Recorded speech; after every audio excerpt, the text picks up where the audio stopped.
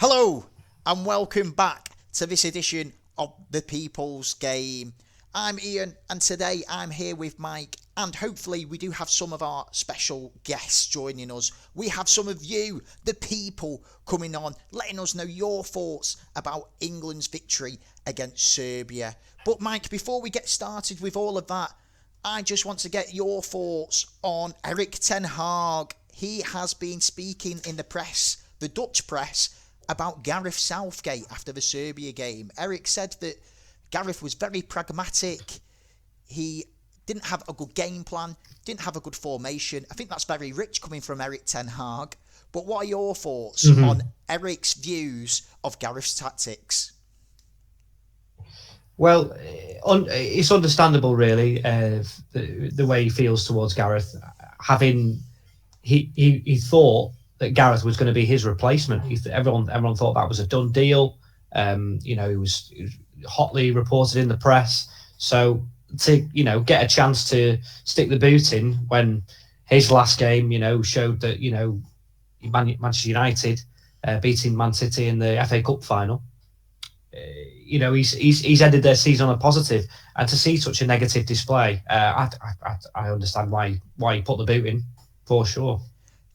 Do you think it's Erik being a bit bitter, maybe trying to put Ineos and Sir Jim Ratcliffe off a potential suitor going to Man United? Well, I think I don't think he's worried about it anymore. And I think that's what's given him this free license to speak more freely about the situation. And it must be nice for a change to actually be the one being able to judge other managers. Because obviously he's not judging other managers in the Premier League; he's judging international managers. So it's fine to do so. He's enjoying his time off, isn't he? So if he wants to speak to the Dutch press, so be it, and enjoy himself. That's great. So that's a little bit about Erik ten Hag and news about the Euros. Erik's thoughts on Gareth's formations and tactics. We'll speak a little bit about what we thought about Gareth's tactics and formations, and so will some of our people from the community. But let's have a look into the Euros, Mike. We were so excited. We've had a couple of podcasts so far before the excitement took hold. Now we have a few games to unravel and unpick. How do you think the Euros has gone so far as a whole?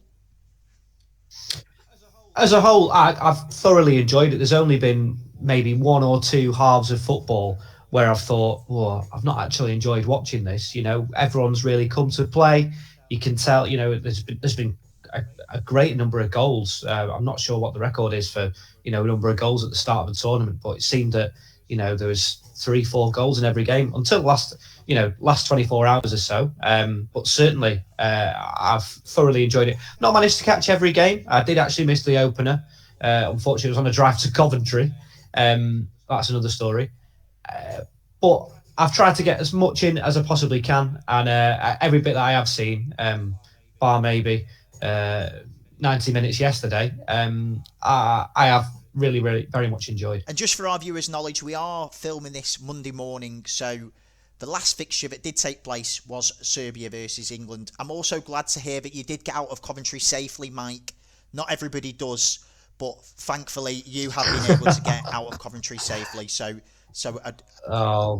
Ian, let's not ostracise our listeners from the Midlands and Coventry. Yeah, we've already made enough enemies. I've got to agree with your perspective of the Euros so far, Mike. I think it's been excellent. I think all in all, there's been lots of goals. Apart from the England game, there's been lots of exciting football. We saw Germany really go for it. Players were, let off the leash, and it was great. A great attacking display, wasn't it? Even though Scotland didn't really defend as well as they possibly could have. Spain as well, against what people thought before the tournament would be a very, very respectable Croatia team. Passed right through them, ran around them, and just let loose again. So we've seen lots of goals. We've seen lots of attacking play on offer. And it's been a great start to the Euros. Yeah, what I do want to add as well, Ian, is I think the way that VAR is being used at the tournament.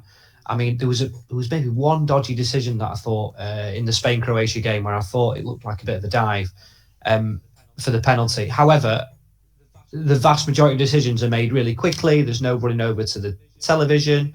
It's just straight into the referee's ear.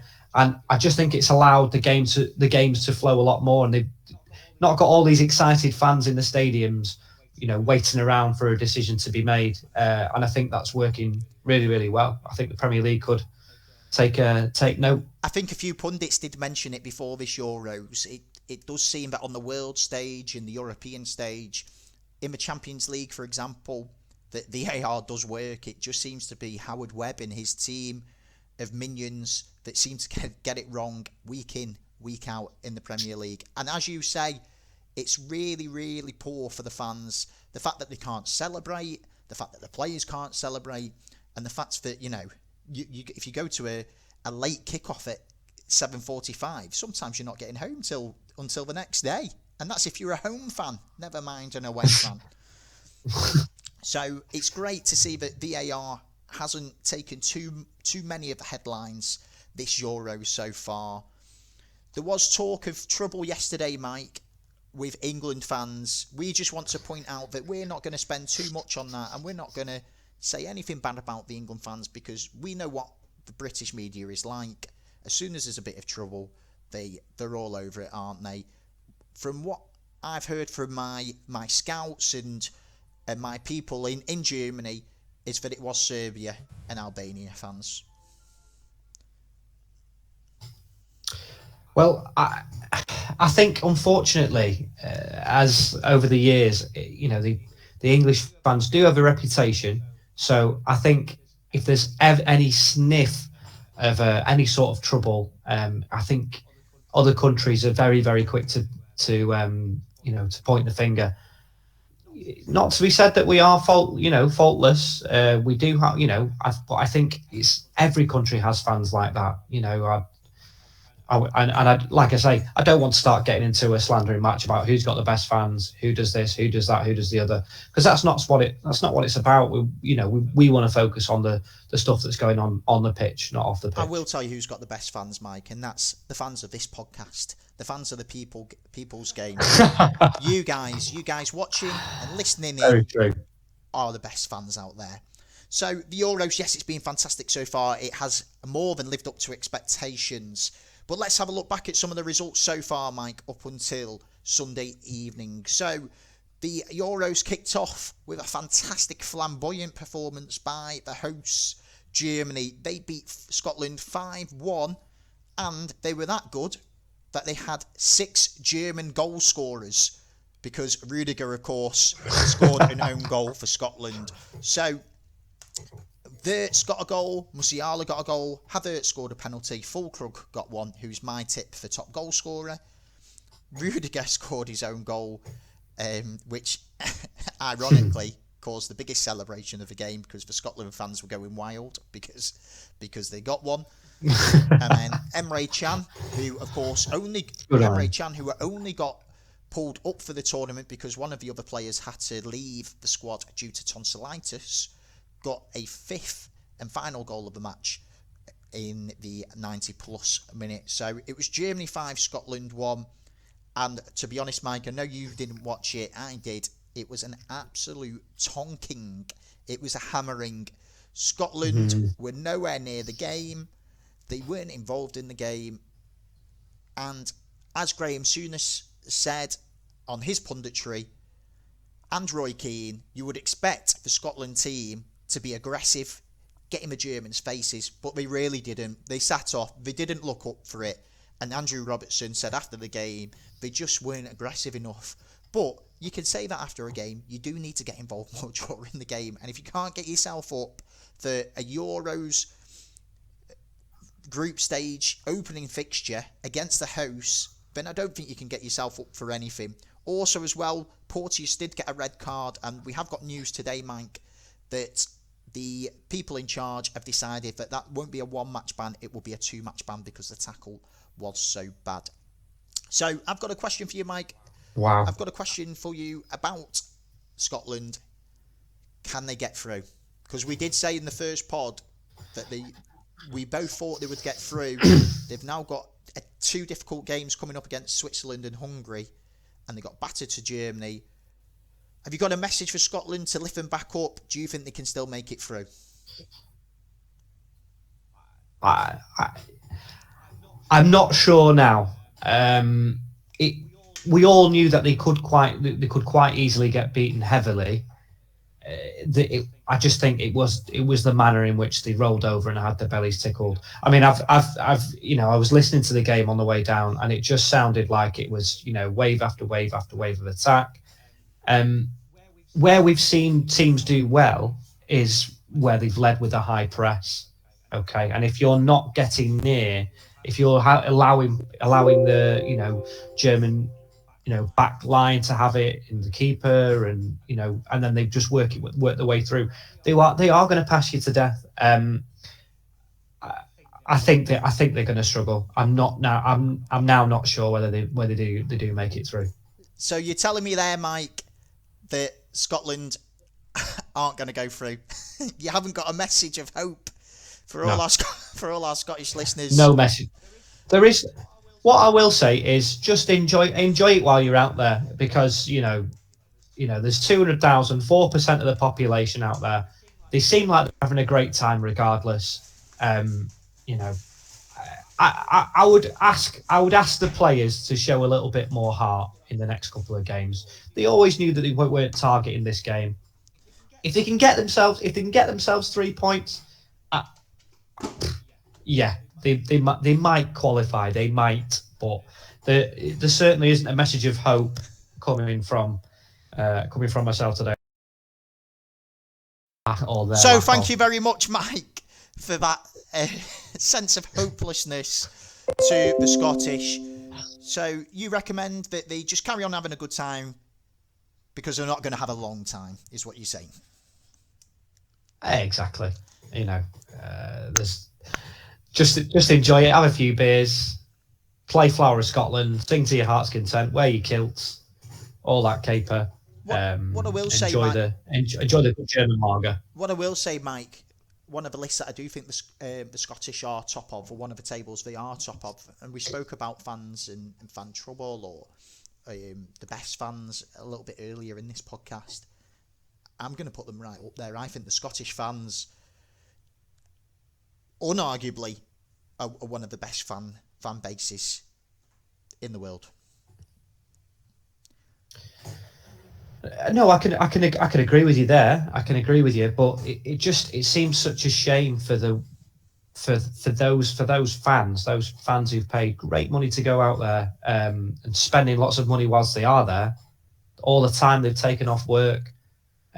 You just want them to at least have be in one of the remaining fixtures, because there wasn't a minute when they were in it in that Germany game. Well, let's hope for the Scottish fans that does happen. It takes a real type of person, a real great person, to go into a tournament to support your team, pretty much knowing that you're going to lose every game. So, and that's probably across quite a lot of the sports. But they are a small nation, and as you say, 4% of their people are out there cheering their boys on, and I have a massive respect for that. So good luck to Scotland in their upcoming fixture. They have Switzerland next, and I hope that they can get a result there. One win, because 3 teams go through, or some of the third place teams go through. One win could be enough. So good luck to Scotland in that next fixture.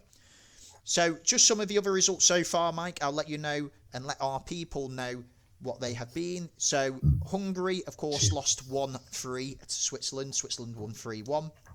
Spain demolished Croatia 3-0 in what was one of the picks of the first round of fixtures, and we thought it was going to be a real tight game. I think we both went for a draw in that fixture, but Spain won comfortably 3-0.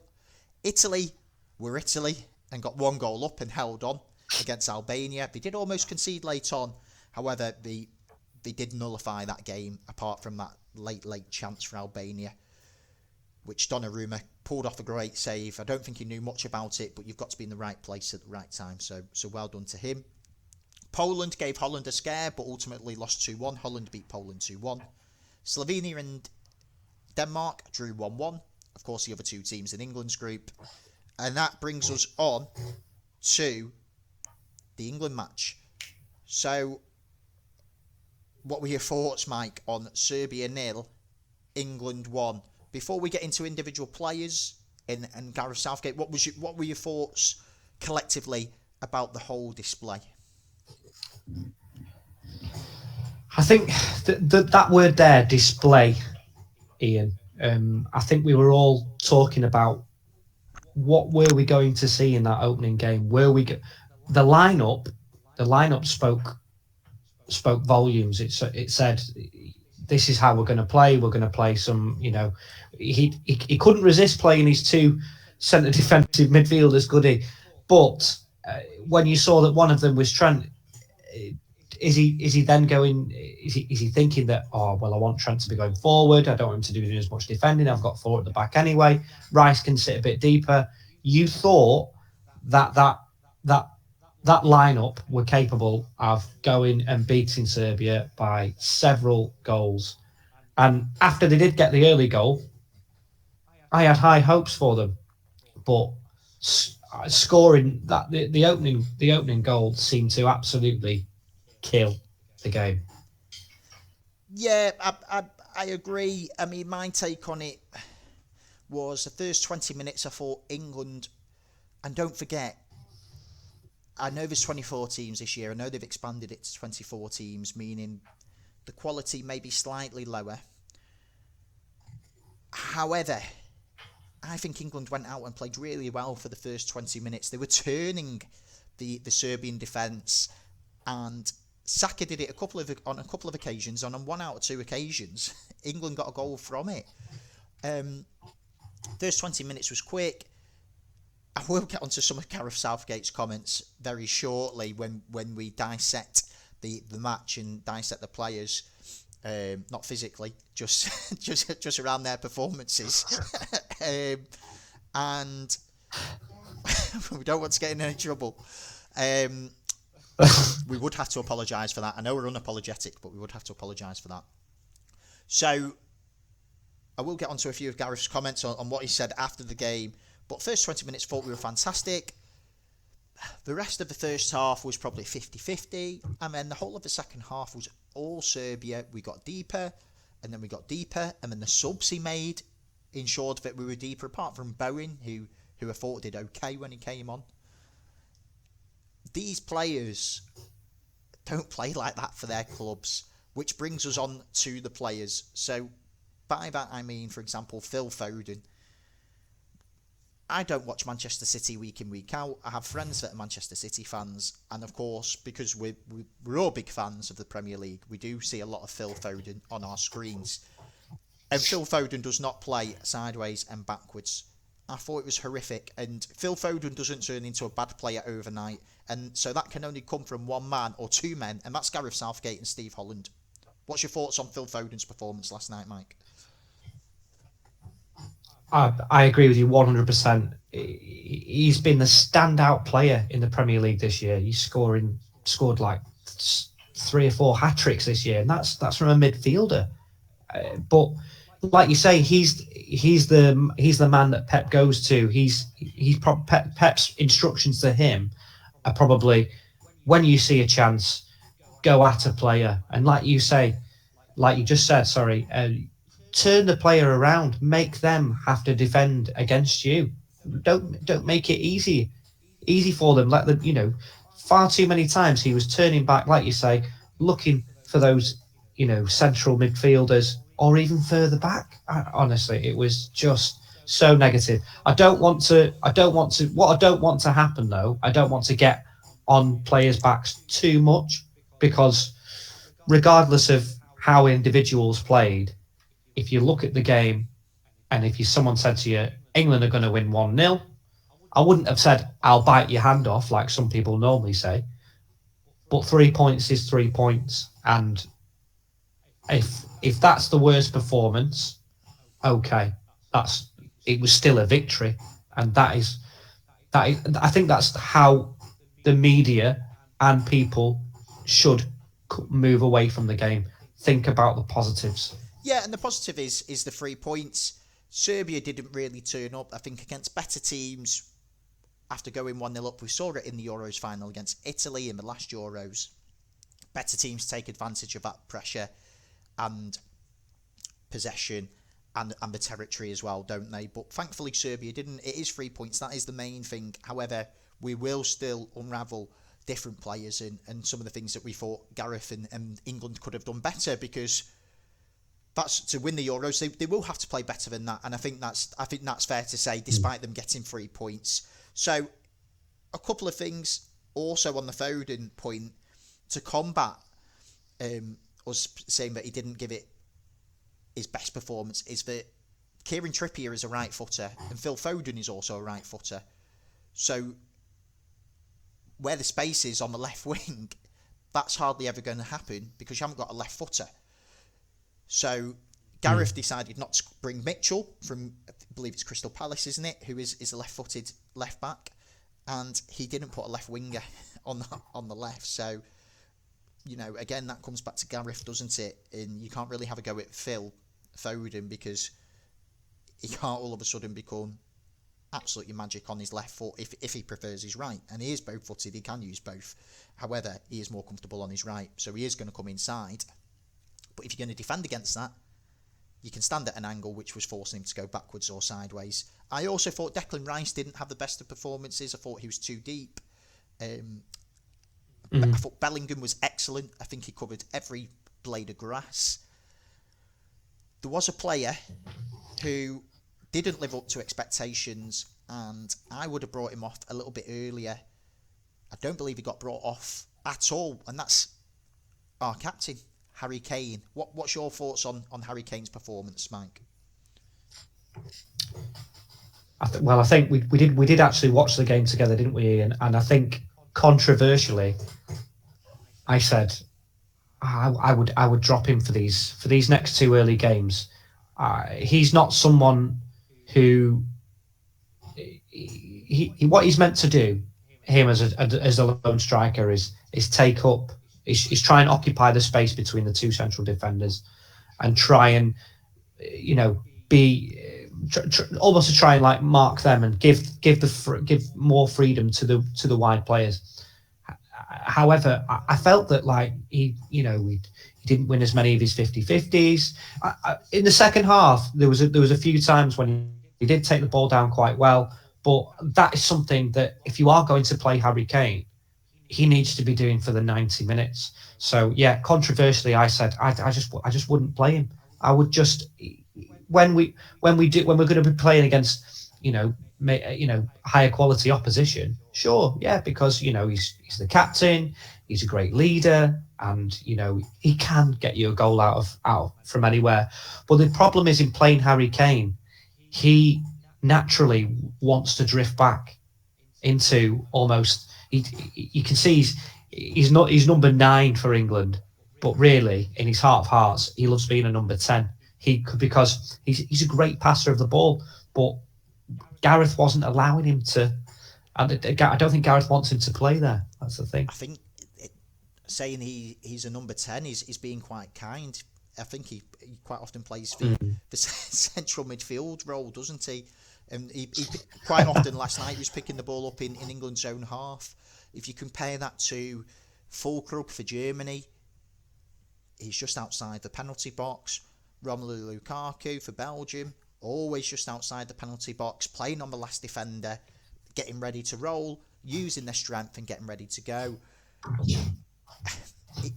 It's going to be really difficult for England to get goals. I'm not saying they won't, because I think they will get plenty of goals in this competition.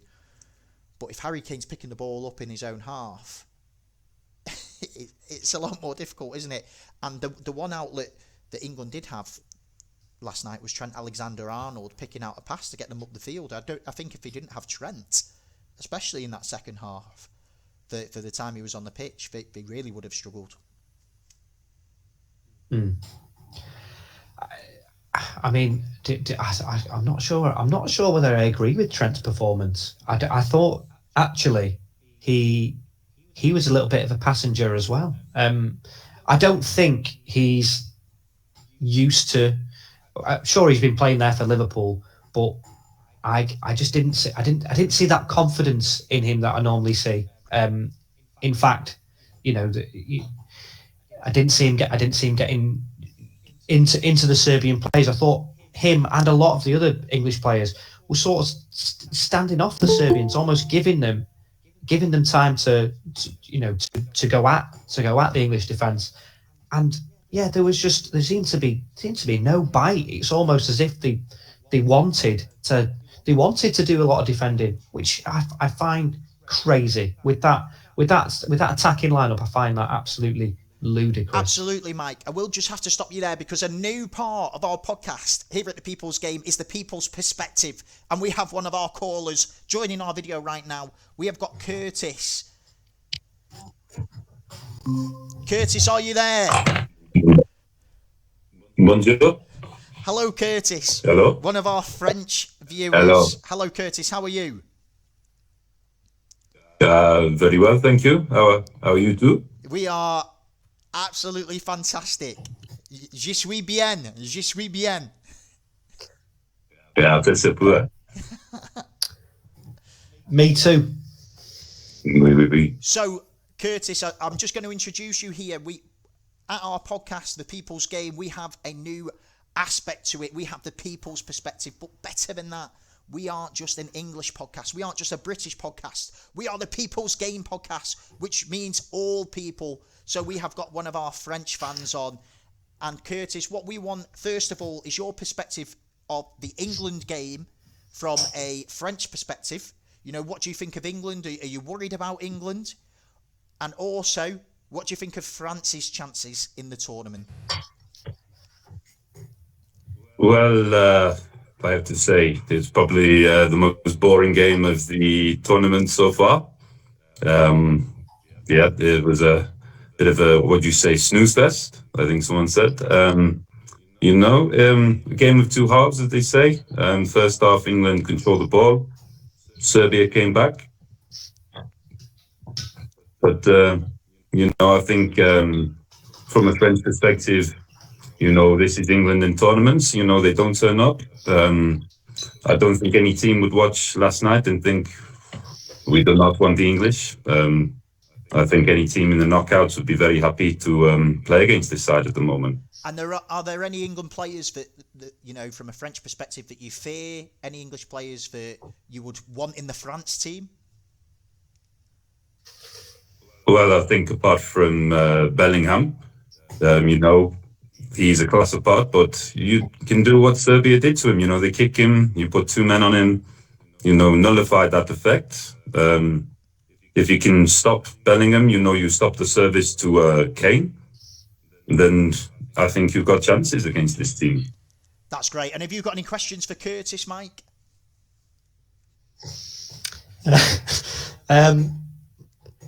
So, Curtis, I know you said that nullifying Bellingham was one of a good idea from the Serbian side.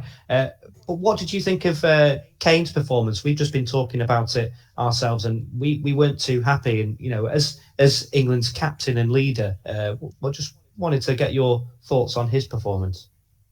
Well, he scored 45 goals this season. You don't do that without being a top-class player. I mean, you look at the team around him, where was the service? I don't think England pushed too many players in the final third. And you've got Kane against 1, 2, 3 defenders. In the second half, he showed, I think, how good he is, holding the ball up. Fantastic player. I'd maybe look away from Kane and look at the setup of the side, Could be more adventurous with the team. Like I say, I didn't see much in the final third. They play in the middle and don't really get forward. Yeah. No. I mean, it's great to hear another perspective. I think obviously when you talk about those 45 goals that you said he scored this year, and he's always been a prolific goal scorer. England's record goal scorer as well. So when you don't really see him, and he did have a gilt-edged chance. That header. These are just chances that I'm expecting him to score. And I just feel that hopefully it's just a minor blip, and actually he grows into the tournament and gets himself a few goals in these group stages, because Lord knows we're going to need them when we do come up against some of the stronger sides. Yeah, certainly. I mean, first off, the keeper, what a save. I mean, maybe save of the tournament already, but yes, it doesn't seem that England are going to play that expansive. So you get these chances, you put them away, or they're not going to score, and in tournament football, you're not going to win it that way. And final thought on the match last night, Curtis. What were your thoughts on Phil Foden, the Premier League Player of the Year? What were your thoughts on his performance against Serbia last night? You know what? I almost feel sorry for Phil Foden. Behind him is Trippier. He's got no left foot. I never saw him actually pass Phil Foden. So he's got no outlet there on the left. You look at Saka and Walker, and they were fantastic down the right. Gave plenty of threat, plenty of options. So I think until you get a left footer playing left back, which is just natural, Foden will continue to struggle. You need to move him in the middle of the park. What's quite funny about that, Curtis, I know you were on the line with one of our producers waiting to come on live here on the podcast. Myself and Mike were just mentioning that Gareth didn't bring a left-footed left back like Mitchell from Crystal Palace. He didn't play a left-footed midfielder on the left, and that was plain to see. It's easy to defend against, isn't it? Because you can just defend against him on the right, on the inside, and Foden's only chance was to go backwards or sideways. So I think we're all in agreement that it was 3 points for England. But Mike, as we've just heard from Curtis there, the other nations aren't fearing England. In fact, they're wanting to play us.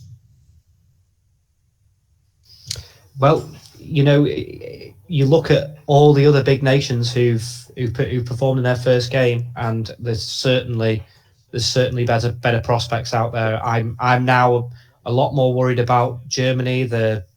I know they played a really, really weak Scottish side, and we've already stuck the boot in on them. Rubbish. Sorry, Curtis. You think the Scottish played well? Oh, the Scottish, terrible, awful, worst team I've ever seen at a tournament. Oh God, they were rubbish.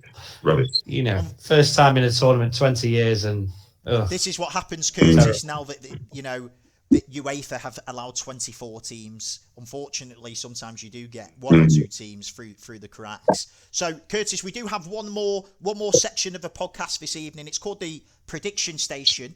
I will translate that in French for you. The Prediction Station. Would you like to stay with us and predict the second round of fixtures with us? Oh, of course. I would love to. So, thank you, guys. Thank you. Welcome along at the stop at the Prediction Station. So far from the first round of fixtures that we've seen so far, Mike has got a healthy lead against me. But Curtis is going to play for the people. He's going to play for the people today. So I will give my prediction, followed by Mike, followed by Curtis. And what happens, Curtis, is you get 3 points for a correct score, 1 point for a correct result, and nil point, which is 0 points for no correct result. So, in the second round of fixtures, Croatia will be playing Albania. Now, Croatia didn't get off to the best of starts against Spain, but I think their technical ability and experience will tell, and I think they will beat Albania 3-1. Mike, over to you. Yeah, I agree, and they'll be licking their wounds after that first half against Spain. They did grow into the game, but ultimately didn't manage to breach the Spanish back line. I think Albania did really, really well to score the fastest goal in the tournament. I'm going to go for 3-0 on this occasion, though. Yeah, fastest goal in the Euros ever. Badger Army. There you go, you trivia heads for those pub quizzes. And Curtis, Croatia, Albania? Well, yeah, like you say, I thought the Croatians, they struggled in front of goal, and the Albanians, they played well. They played a good game. I'll go maybe a tight game. Croatia 1-0. 1-0. After that, we have Germany versus Hungary. So the hosts, I'm going to go for 5-1 again. I'm going to go for a repeat. I think Germany will beat Hungary 5-1. I think Fulkrug will start this time, and I think Fulkrug will get a hat-trick. What about you, Mike? Wow. Yeah, you're desperate for Fulkrug to. I mean, it was some shot for his goal. I did see on the highlights. It was a great finish. I'm not so sure. I think maybe that was the 5-1 against Scotland might have been an occasion where, yeah, I don't see 5-1 again. I'm actually going to hopefully Rudiger doesn't start playing for Hungary. I think it's going to be a game to 0, and I'm going to go for 3-0. And Curtis, Germany versus Hungary. I expect a reaction from the Hungarians. I thought they were better than what they showed the other day. So I'm going to go another tight game. I'm going to go Germany 1-0. 1-0. 2-0s and 2 1-0s from you both so far. Scotland versus Switzerland. We spoke a little bit earlier before you came on, Curtis. I think you were still on hold with our producer at that point. And Mike said, I don't want to get in any trouble with the Scottish. I asked Mike, is there any words of hope? Is there any chance for the Scottish left in this tournament? And Mike said, no hope whatsoever. They're not here for a long time, so they better start having a good time, which it looks like they already are. So I'm going to disagree with you, Mike. I think they're going to beat Switzerland 2-1. So I'm going to go Scotland 2, Switzerland 1. Okay, agreed. I think they are going to give some reaction, but I still don't think it's going to be enough to get past the Swiss. I'm going to go for Switzerland 3-0. 3-0 to Switzerland. And Curtis, Scotland versus Switzerland. Your neighbours, of course. Your producer actually told me that no Scottish people watch this podcast, so I was okay. But poor team. I think we'll go the same again. I think Switzerland 5-1. Switzerland 5-1. Wow. And after that, in England's group, the other fixture is Slovenia versus Serbia. I'm going to go for 1-1. Mike? I'll make it short and sweet. I'll go for 2-1 Serbia. Sorry. And Curtis? Maybe the Serbians are better than you first thought, the English. I go 2-0 Serbia. 2-0 to Serbia. On to Denmark, England. Can England continue after beating Serbia 1-0 with another win against the Danes? Of course, in the last Euros, it went all the way to penalties, and England were able to overcome the Danes. I'm going to go England 4-1.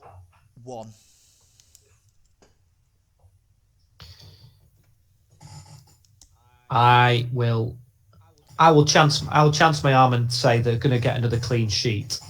I don't know why I'm saying that, but I'm going to go for 3-0 England. 3-0 to England. And Curtis, Denmark versus England. I do not see this England side scoring 3-4 goals like you say. No, I think it'll be 1-1. I think it'll be a close game. I think it'll be a draw. 1-1. Over to Spain, Italy, which was described as one of the picks of the group stages. Now, Italy like to play it tight, don't they? Spain looked expansive, looked young, and looked flamboyant. They played total football against Croatia. I'm going to go 1-0 to Italy.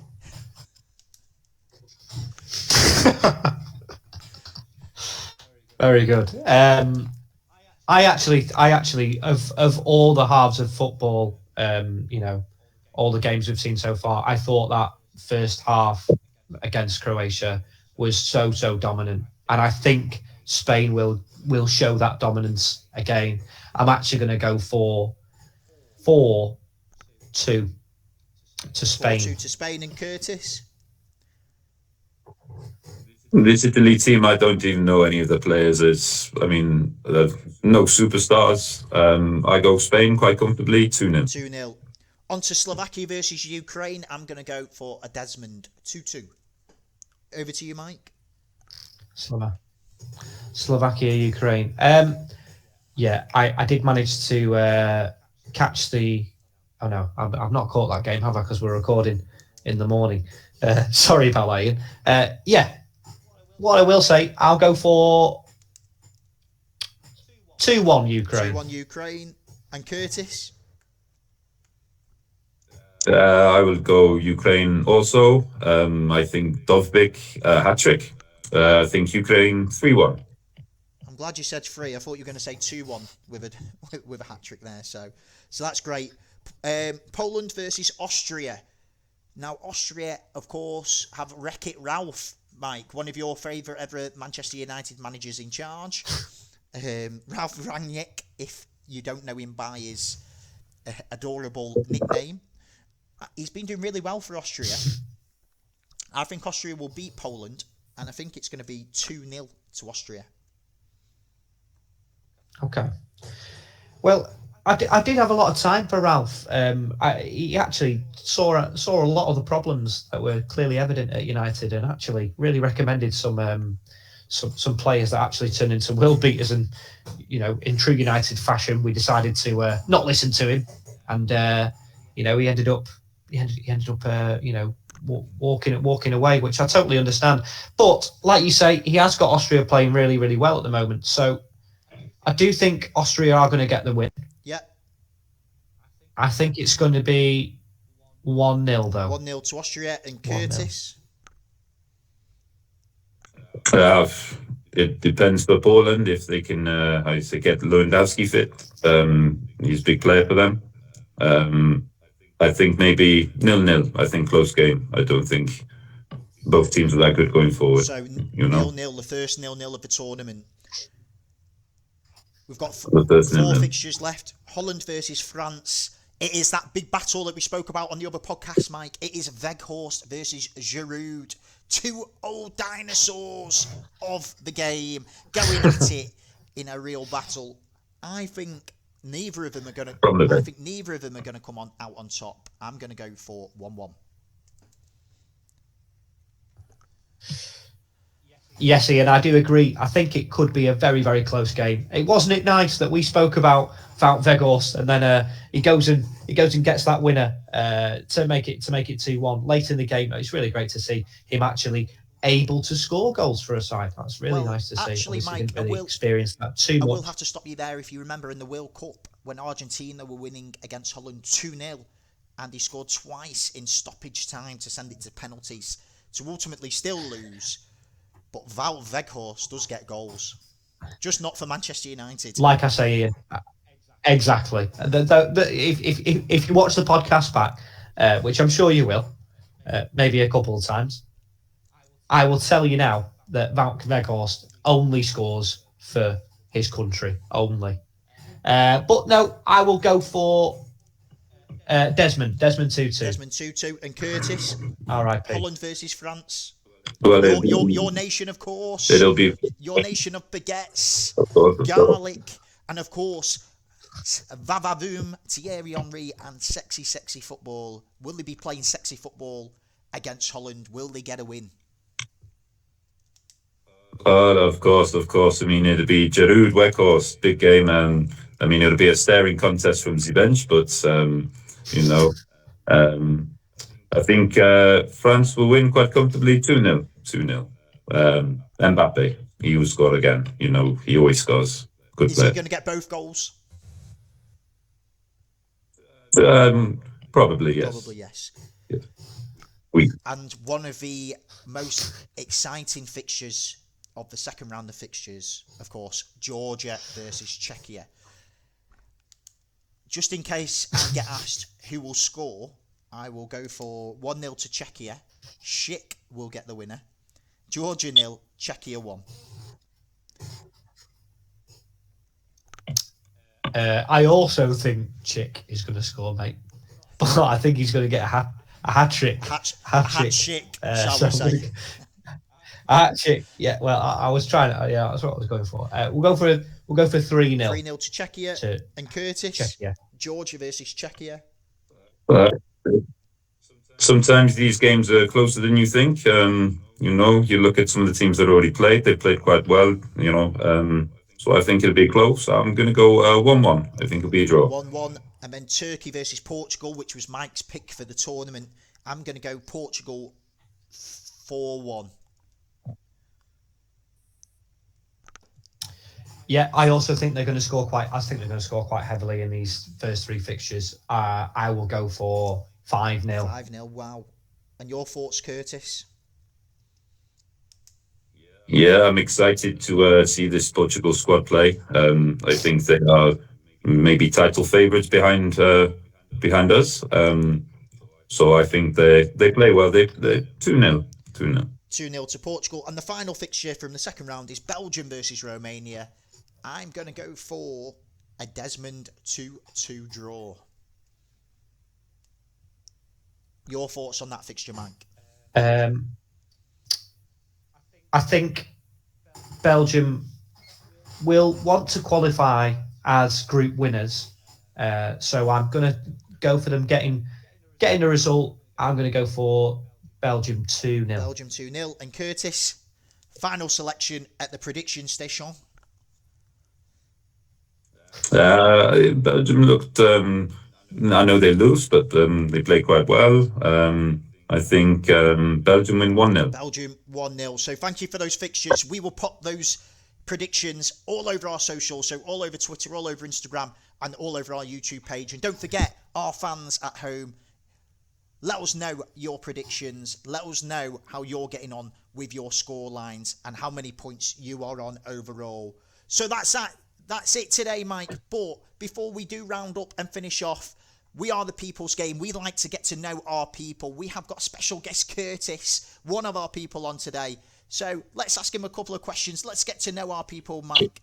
And let's have 2 questions each for Curtis, if that's all right with you, Curtis. Absolutely. Go ahead, boys. So first of all, Curtis, we have listeners all over the world, of course. You're listening in from France. Are you at the tournament or are you at home there? I'm at home. At home. That wasn't one of my questions. So my question is, where is home, Curtis? What part of France do you live? I'm just in Normandy, just in a little place called Nantes. None. Have you got a question for Curtis, Mike? That's my first one. Yes, Curtis. So I'm actually going to be coming over to France in the summer. I've visited once before. I've been to Paris. Have you ever been to Paris yourself? Is there anything that you'd recommend I could do whilst I'm over there? Yeah, I went once as a small kid. Don't really remember it, but went to Parc des Princes, and it's got very good atmosphere. Very good stadium, So yeah, if you can, go there. Okay, brilliant. Thank you. And are you a Nantes fan, Curtis, or what football team do you support?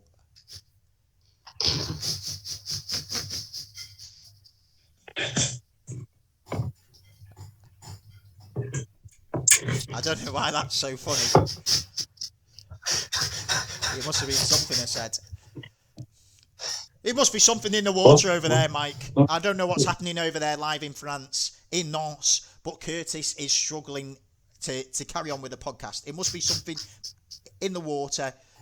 It might even be true, Mike, that they do start drinking wine for breakfast. Who knows? So maybe it's getting a little bit late now. I think France are an hour ahead, aren't they? So it's almost 10:30 in France. Yeah. So maybe Curtis has had one too many wines. Are you okay, Curtis? Are you back with us? Oui, yes. Sorry. So, Just had yes. Which football team do you support? Oui, Nantes. And who is your favourite player for Nantes Big Nantes. of all time? Probably Gerard Vauchella. Great. And Mike, final question for Curtis. Yeah. So Curtis, Which has been your favourite game of the tournament so far? Good question. I did enjoy the Germany game. It was fun to see, such a battering. I enjoyed the first half of Spain as well. Like you say, I thought they looked really good. That's great. And Great. thanks for joining us, Curtis. It's always great to get the perspective of our people. So that's been it, Mike. This has been our third podcast. What are your thoughts? How do you think it's gone? I've really enjoyed this, the element of getting Curtis in, and I think it's been a real great addition. Hope to do maybe even see Curtis again, or at least definitely have him tuning in for a few more questions. I'd love to get to know him a bit more. But yeah, thank you, Curtis. It's great to know that we've got followers far and wide, and I think it's gone well. I think it's gone well, Ian. Nice dynamic to the podcast today. That's absolutely great. Yes, it's great to know that we have got a big fan base in Nantes as well as the whole of the UK too. So thanks for listening in, Curtis. Thanks for listening in, everybody. And remember, this isn't any old game. This is the people's game. Say goodbye, Mike. Goodbye, Mike. There he is. Say goodbye, Curtis. Au revoir. And that's us. Thanks for tuning in, and we'll see you next time. TPG, the people's game.